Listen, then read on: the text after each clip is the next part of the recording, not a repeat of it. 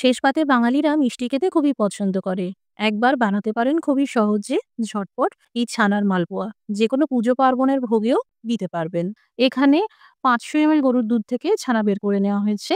এরই সাথে ১ টেবিল চামচ ময়দা, যতটা ময়দা তার অর্ধেক পরিমাণে সুজি দিয়ে দিন। ১ চামচ এলাচ পাউডার, খুব সামান্য করে লবণ, ১ চামচ চিনি। ছানার সাথে সব উপকরণ ভালো করে মিশিয়ে নিন। এবার অল্প করে দুধ দিয়ে একটা পাতলা ব্যাটার তৈরি করুন। এখানে একটা টিপস বলছি, মালপোয়া একদম ক্রিমের মতন মসৃণ তৈরি করার জন্য মিক্সার জারে এই মিশ্রণটা ১ বার কি ২ বার বেটে নেবেন।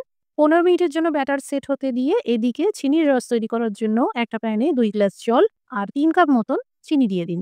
চিনির রস ফুটতে শুরু করলে ১ চামচ কেশর দিয়ে দিন। মধুর ঘনত্ব যেমন হয় সেই রকম পাতলা চটচটে চিনির রস তৈরি করে নিন। চিনির রস গরম রাখতে হবে।